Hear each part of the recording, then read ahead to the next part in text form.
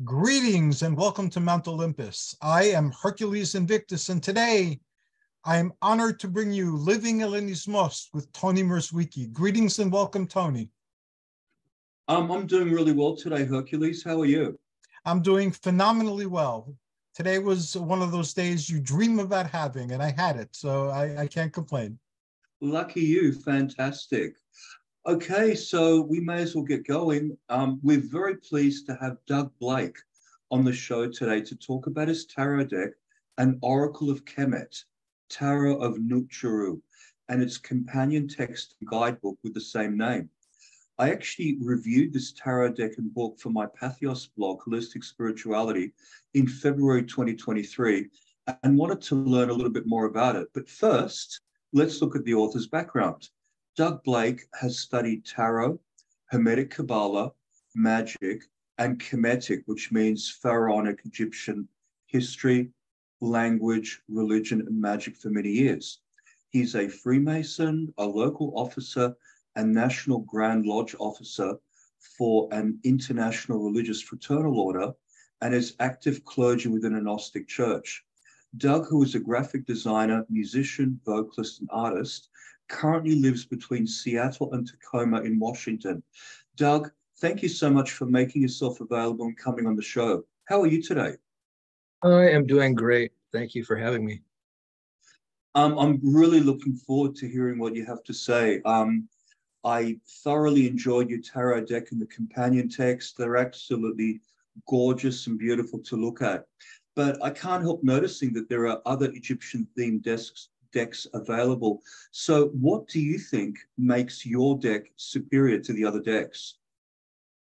Well, rather than saying it's superior, I'd like to say that I believe I've placed greater emphasis on historical authenticity regarding both the symbols used and the artistic rendering of the deck, as opposed to others that might be more superficially Egyptian themed. Okay, fair enough. Well, I can't help noticing, but the artwork in your deck is absolutely gorgeous. So I was wondering if you could walk us through the design process you went through for a typical card so as to ensure that it was rendered in the artistic style of New Kingdom Egypt. Okay. Well, first off, what I would do is I would think about the cards that we're familiar with from European traditions, and I think about the archetype, what really seemed the purest underlying idea behind that. And I would meditate on that and see what came forward either from my previous studies or through intuition, that sort of thing. And once I had an idea of what deity or what symbols I wanted to use on that, I would draw from resources that I collected over time, either from books I've collected, from personal research, or from my pilgrimage in Egypt, from photographs that I took, from notes, from sketches, and in my own learning process for translating and understanding the actual Kemetic religious texts. I've had a little bit of practice with epigraphy, that is graphically reconstructing, translating, dating, or otherwise analyzing historical Egyptian writings. And I didn't really feel like I would be able to do this consistently until I had visited Egypt in person and had a broader familiarity with the resources and monuments from the era. And in doing that, I was able to get more photographs, more sketches, and see things that a lot of books just aren't going to cover, or at least not in good public accessibility. So something that I experienced there, in my words, are that the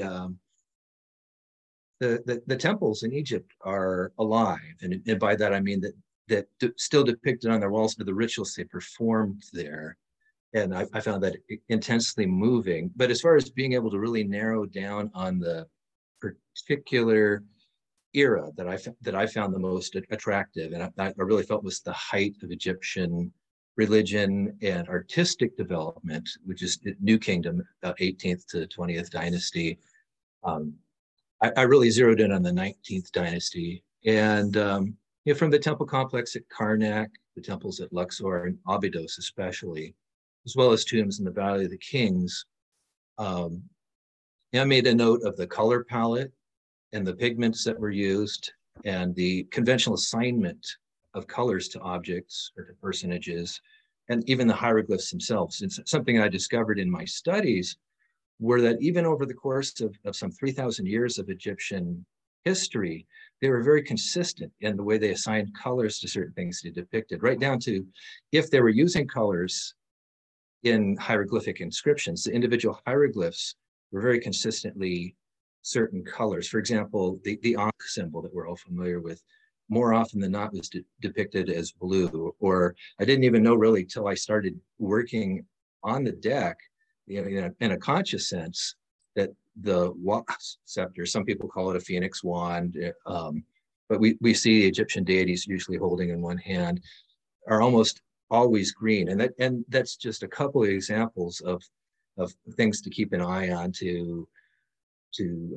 really zero in on making it authentic. And that was really my goal with this deck, was to keep it authentic, so that whether you're using it for divination or meditation, or to connect with Kemetic iconography, you could feel confident that rather than it being a fanciful Egyptian style look, that it really was consistent with Egyptian art and conventions in their artwork. Well, one thing really jumped out at me in what you were saying, and that was that it was only once you got to Egypt that everything started to fall in place for you, which to me seems to imply that you had some sort of spiritual awakening process that came into the creative process of creating the deck. I was just wondering if you could amplify your comments a little bit more. You said that the temples felt like they were alive, and you noticed a continuity in the symbolism over the centuries in Egypt. I was just wondering what you personally felt, whether there was some sort of spiritual awakening process for you. There really was, and it's come in steps over time, especially since about 2004, when I started doing more Kemetic work privately, or in private group work, even, where I might endeavor to do certain type of ritual, and it would really open up a door. But in Egypt itself, it's funny, when you go to Egypt, you would imagine that you really need to see the pyramids and the Sphinx and the Giza Plateau, and being there, I couldn't make an excuse for not doing that. But there, it's certainly a very touristy feeling. But once you really get into places that are a little bit less traveled and exploited by tourism, you can really feel it. And as regards to the temples being alive, I could elaborate on that by saying, in other cultures, other religious practices, other forms of magic, there are things that we might be familiar with, like Tibetan prayer flags, where they're blowing in the wind. I don't know too much about Tibetan Buddhism or Tibetan religion, but my understanding is that with the prayers written on those flags as they're blowing in the wind, it activates them to some extent. Or completely different feel as far as religion and magic, though they probably won't want to call it magic. In Roman Catholic religion, in some churches, you can go in and there's a place where you can kneel, and there are candles you can light, whether you put money into a receptacle or something, but you can light a candle and say your prayer. And I think the idea is that as long as the candle's burning, it perpetuates that prayer. And with the temples, especially ones that are more intact, on the walls inscribed on these temples are scenes of the actual rituals they did in the various different rooms or chapels or sub temples, or even in the Holy of Holies of these temples, depicting the priests and priestesses performing the daily, monthly, yearly, festival rituals they performed there. And very much in Egyptian religion and magic, if you write something, it magically empowers it. So this is written in hieroglyphs, and it's depicted in visual scenes. And at least in my experience, I could just really feel that energy and feel to some extent the intent of the ritualistic reform there. And I know I'm rambling on, but it's very moving to me. At Abydos in particular, which is the whole area there is an Osiris cult center, in certain ways having a somewhat of a thelemic background, and the idea of, in Golden Dawn teachings and Aleister Crowley teachings of moving from the Aeon of Isis, the Aeon of Osiris, the Aeon of Horus. I confess that I had a little bit of an anti-Osirian bias, being that in that tradition, the Thelema, the thought is that we've moved from the Aeon of Osiris to the Aeon of Horus. And yet going into this temple, this well-preserved, beautiful 19th dynasty temple with the Osirian attached, which may go back to 4th dynasty or older, you can't help, if you're sensitive to this sort of thing, to feel a new respect for every aspect of that religion, the Osirian aspect of it. And in that particular temple, they have 7 different chapels to 6 deities and to King Seti I. And it's something, especially like going to temples like the temple of Heru or Horus of Edfu, which is one of the best preserved temples in all of Egypt. Just every time you walk through a pylon, one of the entrance gateways, it's like you feel the intensity move up another octave or another energy level, and it's something that you really can't simulate unless you do it firsthand. All the pictures are wonderful, and if you can get intact inscriptions, great. You can translate and work with them, but you're really going to feel it if you're sensitive to that sort of thing and you go there. Okay, couple of things. First thing is, please don't apologize for rambling on. I actually want you to ramble on, because you get into really interesting territory, and we're sort of moving away from where I thought the interview would go, but the information you're providing is absolutely amazing. But the other thing that jumped out at me was that you pointed out that by inscribing words in hieroglyphs, you would empower them. I think that's roughly what you said. So I've actually come across the concept of hieroglyphs being understood on 2 levels. One is the actual symbology in the hieroglyph itself, and also what the hieroglyph represents.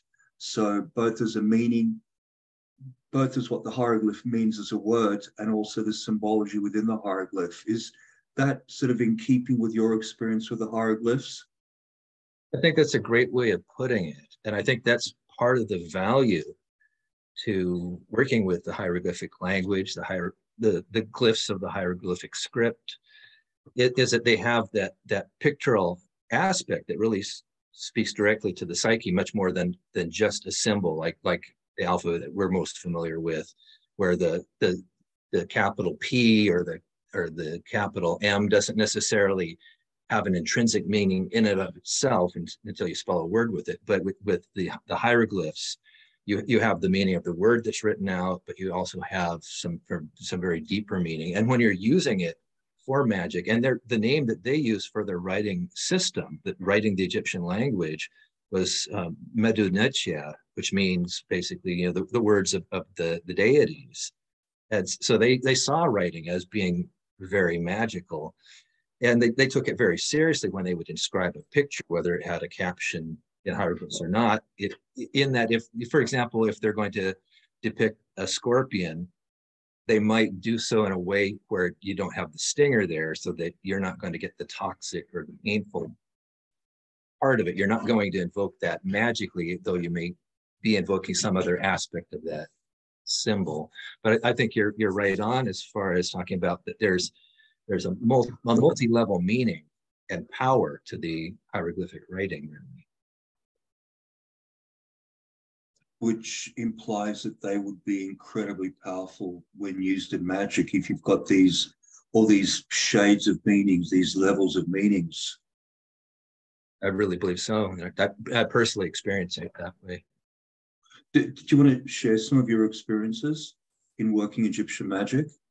Well, we're really going off the track that I was supposed to to go on, but we'll bring it right back. I mean, this is too good to not pursue. I really like working with the Egyptian deities. I've worked with a number of different systems of magic, and a lot of them that are very effective. But some of the things that I don't like about some of the systems I've worked with, especially medieval European, is that people that were maybe living in a very oppressive culture, very controlling culture, where governments were using religion to control people and prohibit them from doing certain things, they still felt a need to be able to do personal magic, and invented certain things like Goetia, or working with demons and things like that. And it's effective magic, and it can be useful and practical. But to me, that's coming through a filter where there might be some shame involved, where these people had a need to perform magic, but it was a taboo within their culture or the government of the country and their era and their location. Whereas magic was an everyday part of Egyptian life, and certainly the writing. And I felt since childhood, even when I had absolutely no understanding of what was being depicted, that Egyptian iconography was extremely powerful and very pure. And even people that might be anti-pagan still are very moved by if nothing else, the beauty, but I think the archetypal purity of Egyptian iconography. And I've moved from working with a lot of people era European magic to working with especially Egyptian magic, because it does feel so pure. It doesn't seem to have any of the hang-ups. It doesn't have, it's not something that had to be developed covertly. It's something that's beautiful, it's life-affirming, and it explores the positive aspects of death. To so much of what we have in their literary treasure trove of the Egyptian religious and magical legacy has to do with death, but navigating the afterlife in a constructive, positive way, much as like the Tibetan Bardo Total or Book of the Dead guides one through the transition. And the Egyptians looked at things like death, and sleep and dreaming, and night time as being analogous, like where the sun goes at night. Even though they knew that the sun revolved around the earth, they might sometimes use symbolism where they talk about the pillars of the sky and things like that, but they understood that the sun and the moon revolved around the earth, and I believe that they knew that the earth was spherical as well. But they would postulate, okay, what happens to Ra, the sun deity, when we don't see him, when he lowers past the horizon? And they divided the day and the night into 12 hours as we do. So they had a system that they refer to as the 12 hours of the night, where certain things would happen in each of those hours, things that you would need to know either while you were asleep, or if you're navigating a ship at night, or if you're dead. What do you need to know to navigate through this? And they saw all of those things as very powerful, very parallel. What happens when we're experiencing nighttime? What happens when we're asleep? What happens when we're dreaming? What happens when we're dead? And they really sank into that and really took it to heart, and it was part of their everyday life. So I hope I didn't get too tangential in that, but I felt very moved. The more I've gotten into it, I felt more welcomed working with Egyptian deities than especially my initial Christian upbringing. I felt that it's very wholesome, it's very holistic, and I just feel very welcome to it. And I feel like there's a very positive, wholesome relationship that one can build with the Egyptian deities. Not that you couldn't with other pantheons or other cultures, but this is one that I've experienced personally. I just absolutely love it. And just further to what you were saying, sunrise didn't happen automatically, because Ra, the sun god, would be on his bark. He'd go into the underworld, and he was in peril. He had Set standing on the prow of the bark with his harpoon, ready to destroy Apep, the serpent of chaos. And the prayers of the priests would actually help that process along to ensure that the sun would rise again the following day. It was a beautiful, neat system that the Egyptians had. So, yeah, I personally find it very moving as well.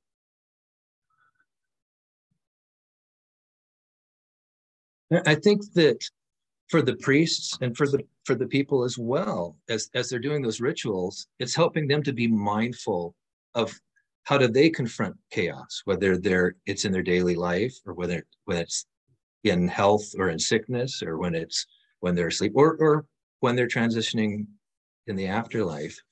And whether they were consciously thinking of that or not, the act of going through that on a daily basis, as you pointed out too,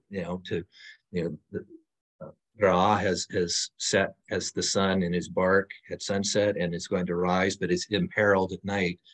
And we have so many wonderful euphemisms and ways of describing spiritual journeys, like the dark night of the soul. Well, how do we navigate the dark night of the soul? And there's so many wonderful, useful, beautiful tools in so many religions and magical systems, this one included, where we can utilize these disciplines and in a joyful way. I think it's not a strict, difficult, burdensome discipline, but it's a way of celebrating and enjoying our connection to nature and to all of the divine. And I feel compelled to point out at this point too that the word nutcher, and like in the title of the book in the Tarot of the nutcheru, the nutcheru is plural, but nutcher, some people might translate as God, or nutcheru as gods, and that's all well and good, but the closest actual literal translation is a force or an energy or a power, but more particularly a force. And though I haven't seen it written in any hieroglyphics script explicitly this way, it really makes sense that it's a force of nature. So really what that says to me is that everything is divine, whether it's the dirt on your sandals or the beautiful clean air in the sky, or the pristine water that you're looking at in the creek as it flows by, the stone you just tripped over, the dung ball, it's all divine. And when we see that, when we recognize that, we're magically making a connection with all of the divine, all of the mundane even, without alienating ourselves from it. And I think that's very holistic and very cool. Absolutely, and may the force be with you too. So moving back towards the main thrust of the interview, in your book you pointed out that in the late 19th century, the Hermetic Order of the Golden Dawn fashioned its own tarot deck. I got the impression that the structure of your deck was based on the Golden Dawn deck. Is that the case? It is to some extent. The major arcana in the Oracle of Kemet deck follows the Golden Dawn sequence. The Golden Dawn noticed that when applying the 12 signs of the zodiac to the major arcana, using a particular translation of the Kabbalistic Sefer Yetzirah, applied to the sequence of the Marseille Tarot, the fit is almost perfect. So they made one sequential swap by swapping the order of justice, number 8, and strength, number 11, to strength 8 and justice as 11. The sequential fit is just uncanny, along with the other signs of the zodiac following that particular sequence. And, with assigning Leo to strength with the lion, and Libra to justice with the scales, I mean, it just fits beautifully. The Golden Dawn court cards in descending order go kings, queens, princes, princesses, and similarly in the Oracle of Kemet cards, they go male sovereign or king, female sovereign or queen, more or less, the male heir, prince, and the female heirs, princesses. And then the pip cards are aces or ones through 10. So it really does follow basically the same sequence as the Golden Dawn, which is very intelligent and very practical. And the way that I overlaid the Kemetic iconography with that is that you could, if you enjoy and you appreciate what the Golden Dawn did and how they saw these connections, it's there for you. But if you're not interested in that, you can just work with the authentic Kemetic artwork and iconography and deities. Indeed. In your book, you mentioned the potency of archetypal or Jungian images. In most tarot decks, the 22 trump cards are based on papal European symbolism. Do you think that your Egyptian-themed pictures could possibly be more effective? I really do, actually. And I mentioned earlier that I think that in papal European religion and culture, people did have a strong call to their own spirituality, but their religion was very much dictated to them. And I think in the Egyptian icons, the archetypal symbolism is much purer. It's much more present and unadulterated. For example, the papal European symbolism, as you put it, very aptly so, has a female pope in the tarot deck until the Golden Dawn deck, and then later the Waite deck came out and renamed it the Priestess. That's what it was La Papesse in Italian, Il Papesse, I think, in Italian decks, and La Papessa. I'm not good with French or Italian, but it was the female pope, which is kind of a twisting of things. They felt such a strong call to have that feminine archetype there, but they didn't, within their culture or their religion, have really much of a symbol for it other than, like the Virgin Mary. So they bent that, and they said, well, we have to have a female pope then. And likewise, the Hierophant, until the 1800s, it was renamed as that. Part of that was the Pope. So, I think this was an attempt made by the European mind to bend and project their limited societal roles onto a profound and essential feminine archetype. And I think Auset, that is Isis, is much more in tune with the archetype without the mental or social contortion. I keep thinking about the legend of Pope Joan, which is Pope Joan was a legendary figure. So you basically had a woman disguising herself as a male and working her way through the Catholic Church until she eventually became Pope. So my understanding is that the Popess card is based on her legend, but it's just an aside. So the suites used in your deck are very similar to those normally found in other tarot decks. So you've got Wa'as, scepters for wands, symbolizing fire, Wesek, vessels for cups, symbolizing water, Kopesh, blades for swords, symbolizing air, Henu jars or pottery for coins or pentacles, symbolizing earth. So the biggest departure here are the Henu jars or pottery. Could you explain this choice and why it works better for your deck? Yes, the wand, the cup, and the sword imagery throughout known history of tarot has been fairly consistent and presented no challenge in matching to the dynastic Egyptian representation. But as you pointed out, finding a suitable Kemetic subject image for the coins, pentacles, or discs, as they've previously been in European tarot decks, was somewhat challenging. However, as coins were not used as currency by native Egyptian dynasties, I don't think that came in until at the earliest, but the Ptolemies, maybe even later in the Greco-Roman period, more under Rome. They didn't use coins, but I like the disc look. Likewise, they didn't really use what we think of as pentacles. They do have star symbols, representations in the hieroglyphs, but I really felt it was appropriate and chose the Henu jars or pottery for that suit in this deck for their intrinsic value.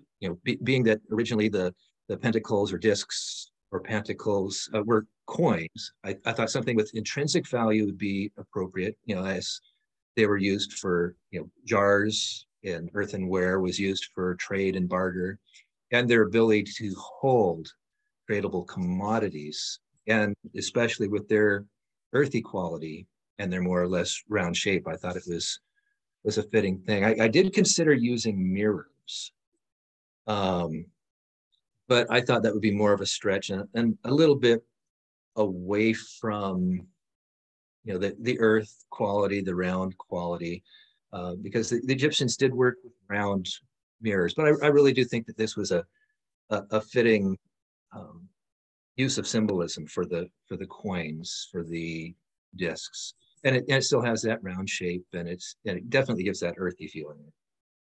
Mm. Yeah, I actually can't see mirrors working, but yeah, maybe I'm missing something.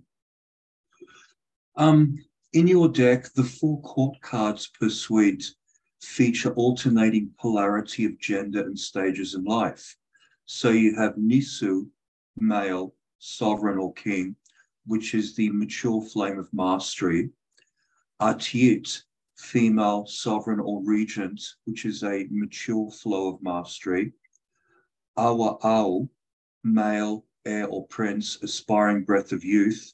And Awa At, female heir or princess, aspiring matter in action. So this is a departure from the Rider Waite or the Golden Dawn deck, which you seem to be using as a foundation, but it's very much in keeping with the Crowley Thoth deck. Could you explain your reasoning? I think you summed it up really well by describing it as alternating polarity of gender and stages of life. And that's really what I was aiming for. Again, I liked the Golden Dawn applications with their court cards, which was kings, queens, princes, and princesses. The Smith Rider-Waite deck, even though it's designed by and commissioned by A.E. Waite, who was in the Golden Dawn, and Pamela Coleman Smith, the artist, who was also in a version of the Golden Dawn, they kind of went back to the Marseille deck for their court cards. They went with kings, queens, knights, and pages, and the pages were kind of ambiguous as far as gender, and it was much more like the Marseille deck. I think they called the pages knaves. And then the Frida Harris, Aleister Crowley Thoth deck had a more complicated, more unique twist, where they actually, instead of kings, they have knights, then queens, then princes and princesses.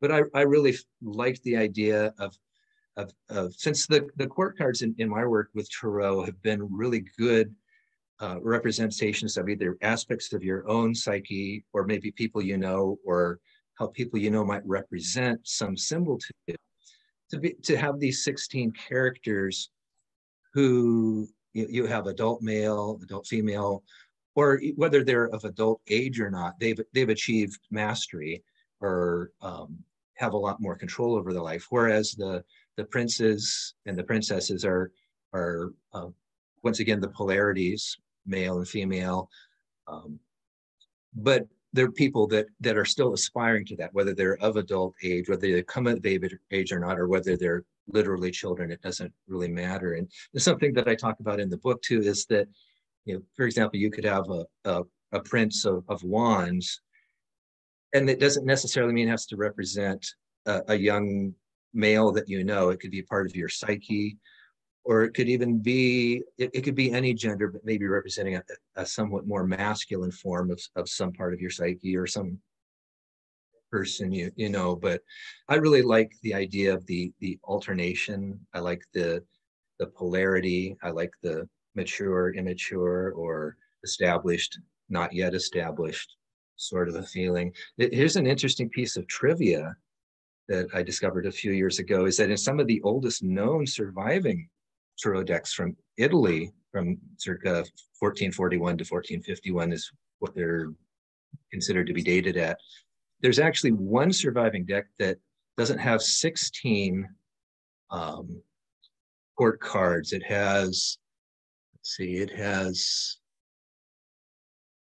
I think it has 20 court cards, in that there are 4 kings, one for each suit, 4 queens, one for each suit, and then there are 4 male knights, 4 female knights, 4 male pages, 4 female pages. I think that's a little bit of overkill, but it's nice to see that there's been such variety in the application of types of people to the court cards. And I like this in that there's still 16, which is probably the most common and easy for people to work with if they've already been working with Tarot. And I like the idea of balance. And I hope that sums up where I was coming from and answers your question. Oh, it does. And personally, I actually really like the system. We have alternating polarity of gender and stages in life. And I always use that as a starting point. So, for each of the zodiac signs, you've got the air signs, the fire signs, water signs, and so on. So quite often it'll help you narrow down the sort of person who's being talked about in the reading that you're doing. It works very well intuitively for me, and hopefully for a lot of others as well.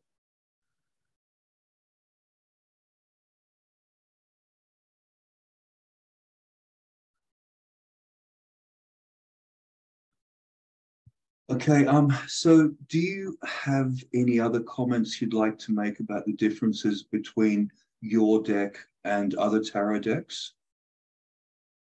Sure. Something that made it a little bit difficult to publish, find a publisher to publish it without changing it, is that I don't use any symbols whatsoever on these cards that aren't authentically dynastic Egyptian Kemetic. I don't put any labels on in English or any other language other than hieroglyphic statements that appear on many of them. There are numbers on the major arcana, but they're actually the numbers, that the way that Egyptians depicted numbers. 1 through 10 are vertical lines by number. One line is 1, 2 lines are 2, 9 lines are 9, and then there's an arch shape which represents 10, and how you put them together depicts whether you've got 1, 12, or 21.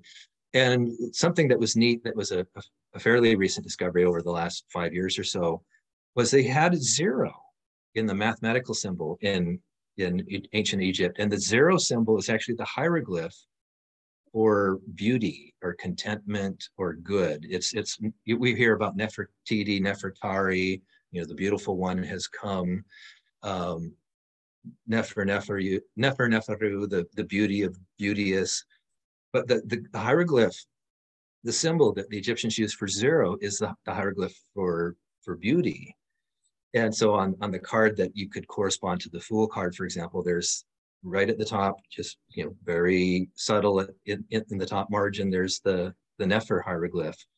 But other than that, I don't use any symbols that outside of just the inscriptions, the depictions of the deities.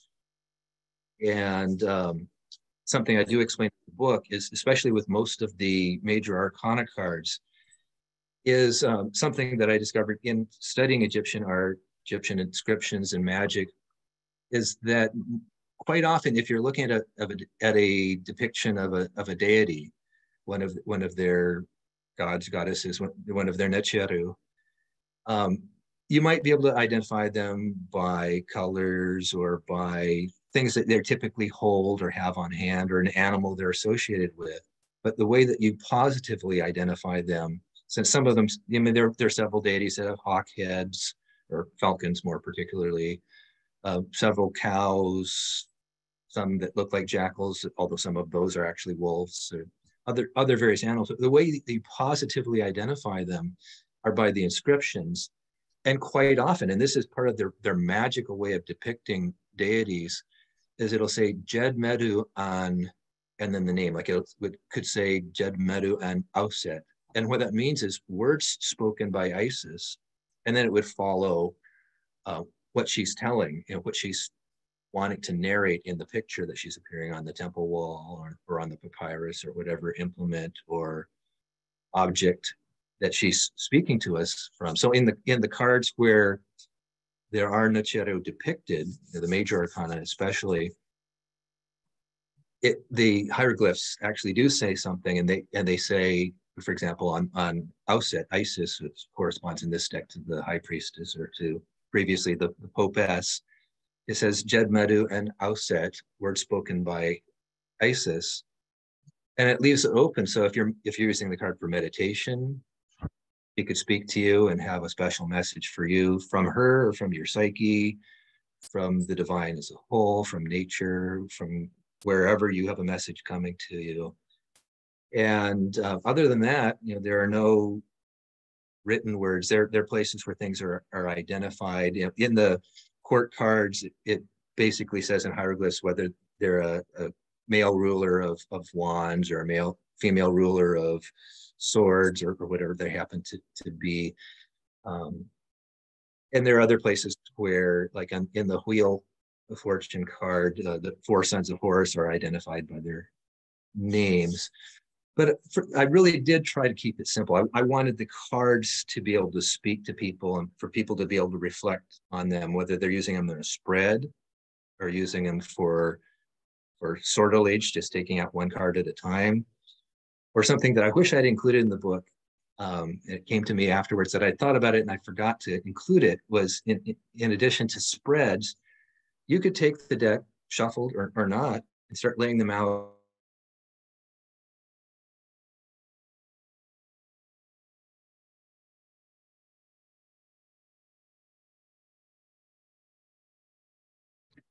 Doug, you've cut out.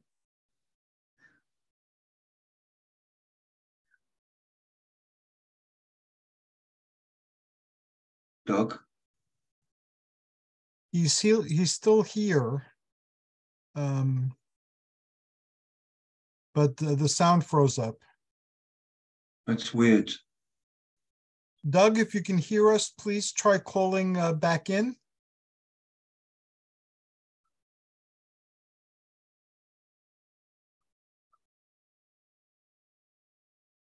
This was a phenomenally fascinating interview also. No, it's been great. I mean, as you've probably worked out, I had a line of questions worked out, but he started going into really interesting areas, and I just wanted to tease out as much information from him as possible, because he's someone with a great deal of experience, magical and otherwise, and it was just fascinating to get his perspective on things. Yeah, most certainly so. And if I was, it made me wish that I was more knowledgeable about Egyptian religion, mythology, and mysticism. It's been years since I ventured in those waters. I started re-exploring them again with Setna Kamwest and with our theurgy conversation, just in order to fill in like the background in my mind, so that I can understand better what's being said. But he really touched on a lot of different things that made me much more fascinated with the mythology than I was.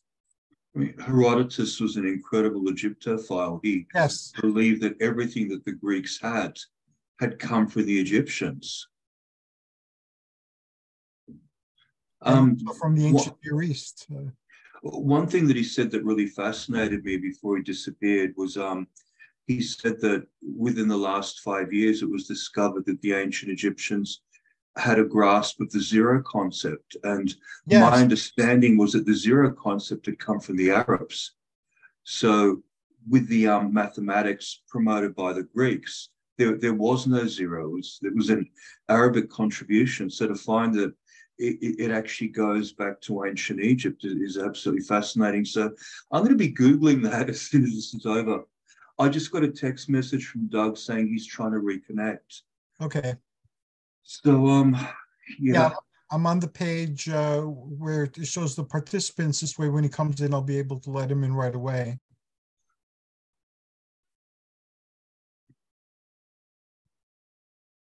Tony, are you still there? I'm still here. Okay. It looked like it had frozen for a few seconds. I hope not. Yeah, I emptied out my storage so that we have less chance of something happening. Yeah. I mean, that's the problem with computer stuff. When it's working, it's fantastic, but when things go wrong, it's absolutely disastrous. And it's just sad that the session's absolutely fascinating. He's covering amazing material, and all of a sudden, bang, he disappears.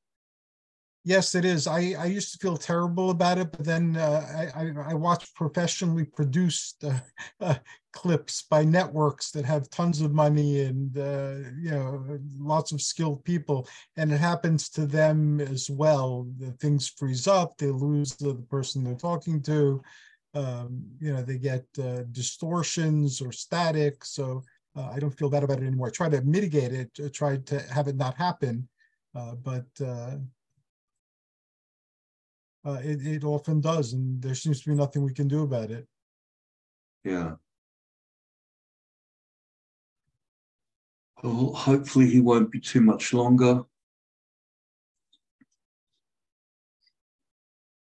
I don't want to refresh the page or anything in fear of losing the connection we have. Exactly. Yeah, when we have our panels, usually there'll be at least one person having issues, having trouble connecting up. So, it happens. I'm going to be launching a series of shows as a mini series called The Roots of Theurgy. And he's so knowledgeable that I was thinking of inviting him to, be one of the guests on that show, to show the Egyptian current that went into producing theurgy or inspiring theurgy. I mean, you can certainly ask him. No harm asking. Doug, where are you? Do you have his telephone number? You could pause. No, yeah? Okay. No. I'm only in contact with him through Messenger. Okay. I'm in contact with most people through Messenger. There are only a couple of people, who aren't on Messenger. Like Joe Graham last month isn't on Messenger. She's not on Facebook. She likes Twitter and I think Instagram. Yeah, I'm definitely inviting her. She was an excellent guest, and I'm a big Stargate fan, so that that motivates me partially, but mostly it's for her book, which is again a very good and unique perspective. Yeah. You're certainly not alone being a Stargate Atlantis fan. There are thousands and thousands of them all over the world, so you're in very good company. People had been trying to get me into watching that since Stargate SG-1 began, and I was like, yeah, sure. When I have time, I'll sit and watch it. And they were telling me reasons why I should watch it. And when we lived in Pennsylvania, there he is. Okay, he just popped up on my. Oh, excellent. There we go.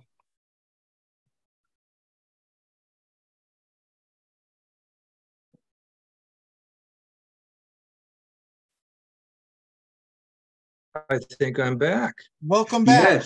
Yes. Welcome back, Doug. You had given such a fascinating and deep presentation that when we lost you, we missed it immediately. Well, I think I'm back. I'm not sure where I left off.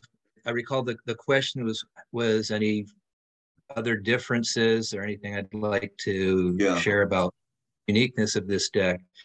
And I think the gist of it was that I just really wanted this deck to be able to speak directly to the psyche and to utilize, like Tony, you were talking about earlier, how hieroglyphs have both the phonetic purpose and use that they have and can convey the meaning of words, sentences, etc. But there's also the pictorial aspect I think is very striking. Yeah, the symbolic aspect, yeah.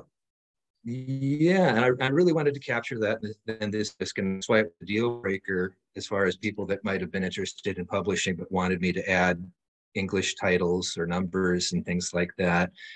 But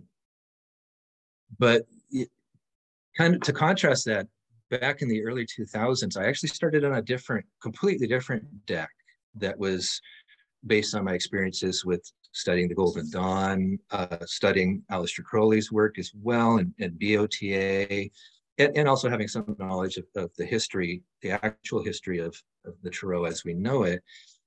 And I was putting together this deck, and it started striking me as just ridiculous. It was just so full of very specific esoteric symbols and words and concepts and pictures that it just seemed like it was information overload.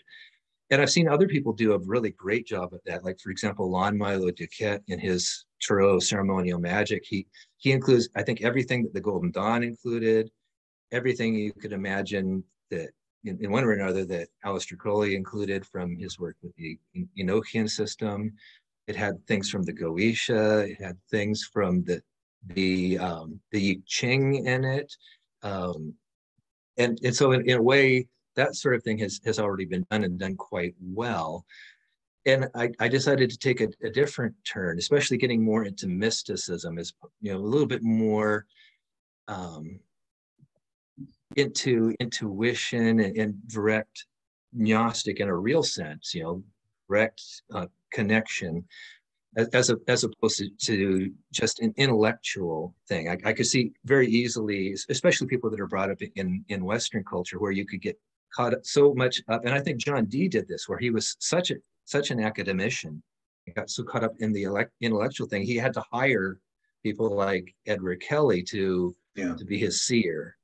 And he wasn't too successful doing it himself. And I think it's really important to utilize all our faculties, our mind, our education, our learning abilities, but to certainly not allow our intuitive and our mystical qualities to atrophy. And that's really where I think this deck is different. And why I entitled it An Oracle of Kemet, Tarot of the Nichiru, is you could take it either way. You could completely have no knowledge of Tarot whatsoever and utilize it. Let the Nichiru speak to you, let your own psyche speak to you, let what you experience as divine speak to you.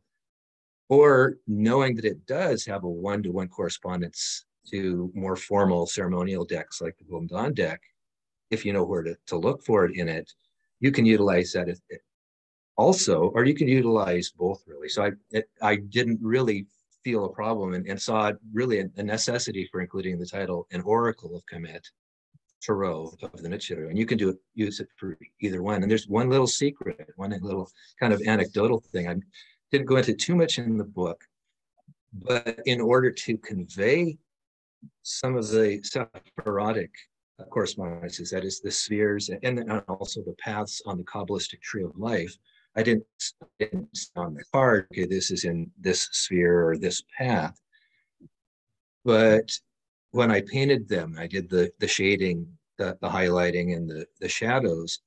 I did so that the point of the light source would be as though it's coming from Keter on the tree of life, in relation to where if you laid out cards on the Kabbalistic tree of life, you get the shadows and the highlights and the shadows going in a certain direction. So if you want that correspondence, it's there. And if you don't want it, it's just looking like an imitation, a two-dimensional representation of a low bas relief on an Egyptian temple wall.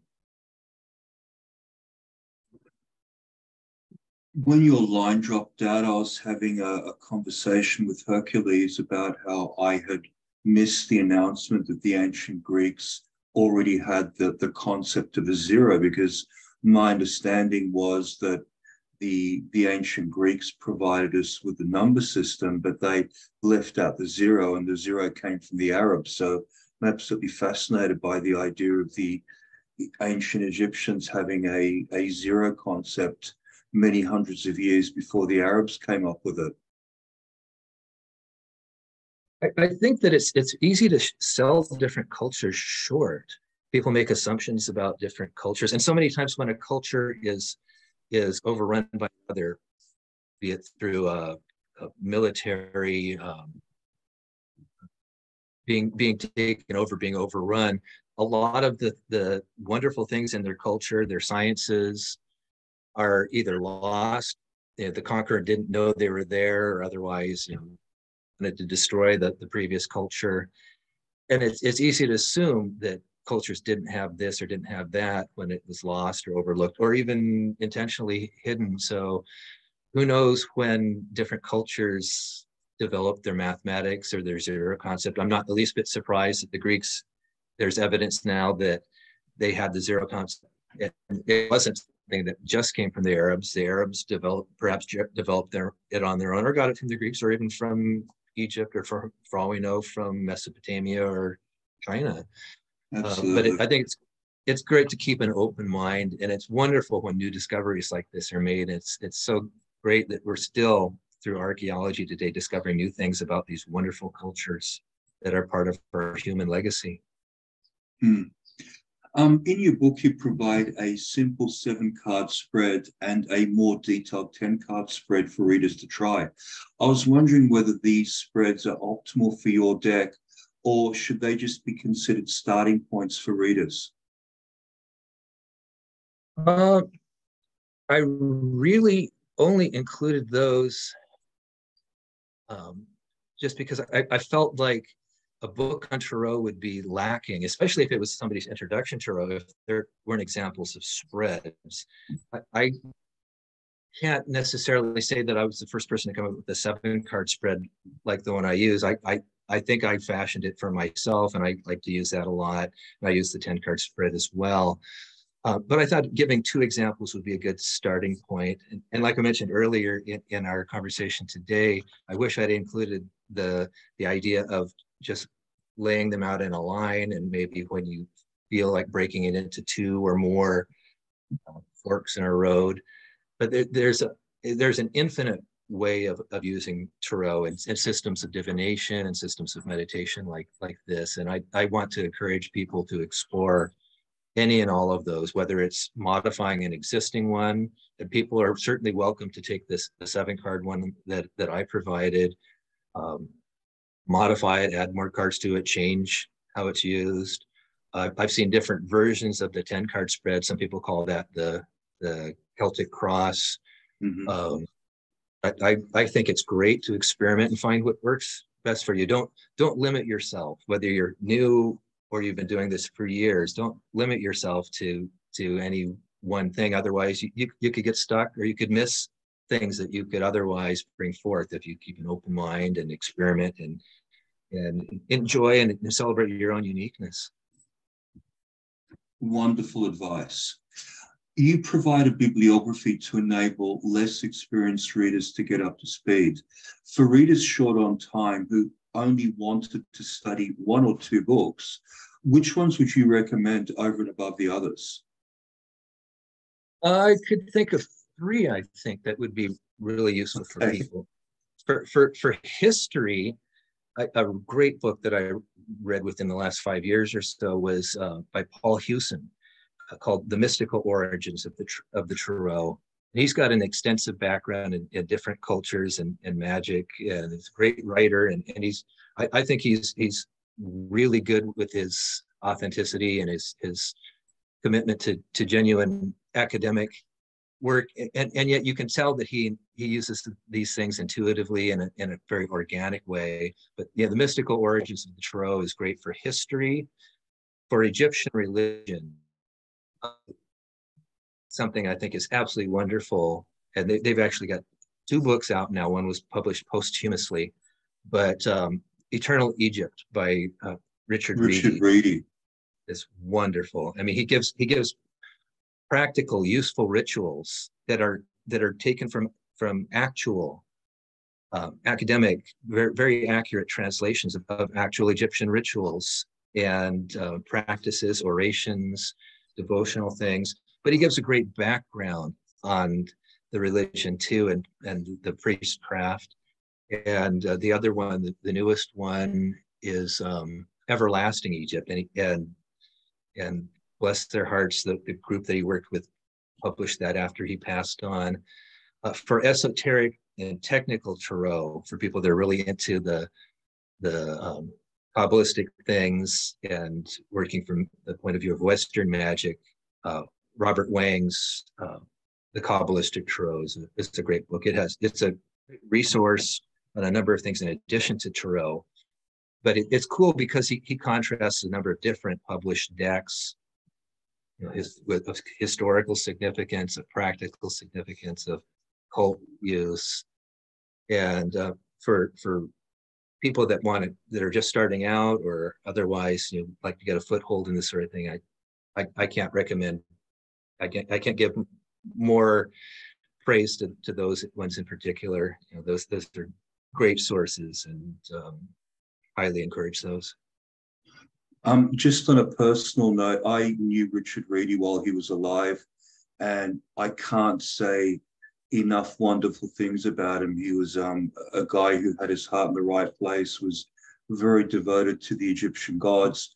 And what he did was he was actually working with French translations of hieroglyphs. There are a lot of hieroglyphs which were translated into French. And for English speakers who aren't familiar with French, they missed out on those things. So what he did was he picked out the most useful translations and translated them into English. But he was an absolutely wonderful guy.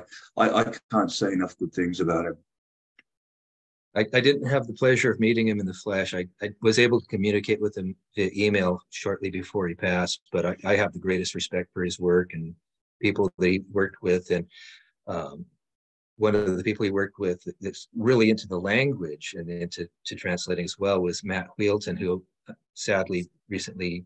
Matt Wheelton passed as well, and he was actually instrumental in getting the second book out. They were both very different guys, but both of them were very knowledgeable, very humble, and I adored both of them. And I'm not sure if the group is still running or not, because they lost their two key members, but they were very active in the Bay Area, as you know. Yeah, so very sad that we lost two very special individuals. So moving right along, I was wondering if there were any anecdotes that you'd like to share of results that have been achieved using your deck. You know, I do appreciate that the deck's only been out for a short period of time, so I was wondering if you would have any feedback. I haven't had any specific feedback yet from people doing readings with them. I've had a few people like yourself who've done wonderful reviews that really touched on the things that make the deck unique. Had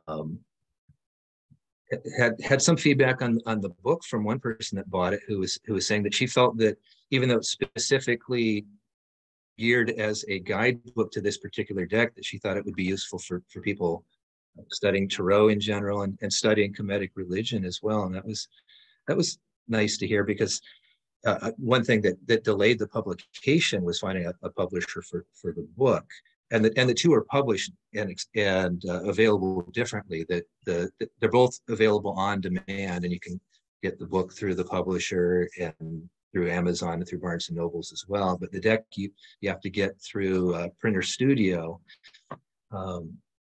But I was happy to hear that someone was enjoying it for the informational value of it. She did get the deck as well, but she felt like the book could even be a standalone thing. Some of the anecdotes I have about the deck go back to the creation of it and things that moved me to proceed with creating it and publishing it. Are you interested in maybe a couple of those aha moments? When I was in Egypt, certain images just jumped out and grabbed me. Like I found an image of a particular queen who was being depicted as having an immaculate conception some 1400 years before the beginning of the Common Era, but it depicted her as pregnant, having been impregnated by Amun, and in that way she's identified with Mut. And so, as people who've worked with tarot may be familiar, some decks consider the Empress as being pregnant, or having been impregnated, being a different development of the more virginal High Priestess. The Empress is more maternal and more the married motherly archetype. And this image just jumped out of me on this one particular temple wall at the Luxor Temple complex. The image of the Hanged Man, which is one tarot card that has been a really odd one for me, no matter what deck I've worked with. And I've worked with about 15 different decks, and some of them having as many as 5 different versions of that deck, whether it's different sizes or whatnot. But I've sometimes been at odds with the Hanged Man. People might look at it like it's kind of like Odin hanging himself from the tree, or self-sacrifice, that sort of thing. But But I always thought too that it seemed like an odd way of execution. I mean, if it's coming from medieval European or papal iconography, why is he hanging by one leg? Why is he in that particular body posture? And then when I was at a temple in Esna in Egypt, I walked by this one pillar, and there was that picture, that the exact same body posture, exact way his legs are crossed. But what he's doing is he's dancing for the goddess Menhet, and it's a sign of devotion. And when I saw that, it's like, boom, it just hit me. It's like, okay, I have to do this deck now. I have got to do it. There's the hangman. It wasn't the only missing piece, but that one just smacked me in the face. And as far as personal usage, when I first completed a black and white prototype, because I started with the line work. I drew it like I was doing epigraphy, and I did the black and white rather than drawing them, coloring, and then coloring them. I was a little bit concerned about consistency. I thought it'd be best to do the line work first and then go back and color them. And I think it worked for consistency. But I did have a black and white prototype, and that's when they really started speaking to me on a personal level. Once they were painted in color, they really became fully animated. And much like I was talking earlier about, I really experienced the Egyptian temples as in a way being a living, not necessarily organism, but having that continuously running. They never turn the lights out. The power's still going. And yeah, those are I guess the closest thing I can think of is anecdotal experiences with it. So I will be interested to hear, and I would love to hear from people who work with the deck in the future, and hear how it may touch them, or if it's in part of it. Did it even occur to me that maybe this is just the deck for me and nobody else? But no, I'm sure there'll be a lot of people resonating with your deck, and I'm sure you'll be getting lots of positive feedback. One thing that really jumped out at me was you were talking about Moods, the vulture goddess. I have to admit, I haven't done much work with her, but after hearing what you had to say about her, I think I should do a little bit of work with her, start to become a little bit more familiar with her. So I imagine that readers working with your deck would experience a significant immersion in Kemetic lore. Do you think that those readers who already identify as Kemetic would be making better progress than those other Kemetics not using your deck? In other words, do you think that working with your deck would accelerate spiritual development for someone who identifies as Kemetic? I think it could. It could give them another tool where, outside of the box of maybe what they've been working with. And if they're already working with Kemetic religion, iconography, that certainly would give them a head start with Tarot as well. If they hadn't been working with that, they'd be able to really jump into it. They would easily be able to represent or understand the figures. So I think it could be a useful tool in that regard. Yeah. Doug, we're starting to run out of time. Hercules has given me the wind up. So I was wondering if there are any current projects that you're engaging in that you'd like to share briefly, and also how can people contact you to learn more about you? I'm happy to have people reach out to me. Either of you are welcome to give my contact information that you have to interested parties. Email is great. Facebook is great. I have a YouTube channel, and where I have some things that I've translated in kind of slideshow narrated videos. So I'm happy to talk to people. One of the reasons why I wanted to put this out there too is for networking. I want to connect with more people that have this and share this love for Kemetic religion. This will be on YouTube midnight tonight, so it'll be available. I'll send you the link when it posts. And I was so impressed by your presentation. I'd like to invite you. We're having like a mini series called The Roots of Theurgy. So I'd love to have you on that as well. I would be honored. I'd love to do that. Thank you. I just wanted to quickly jump in and say that Doug has a fascinating video out on the stellar revealing. So I can imagine Thelemites all over the world being absolutely intrigued by that. So Doug, I wanted to thank you for coming on the show and letting us get to know you a little bit better. Hercules and I both wish you success with all your future endeavors, and have a great night. Thank you, both of you. It's a pleasure. Have a wonderful evening as well. The pleasure's ours.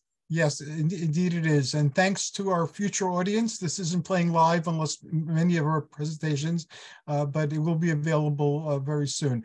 Thank you both. Have a wonderful evening and success with all your projects. Good night. Thank you.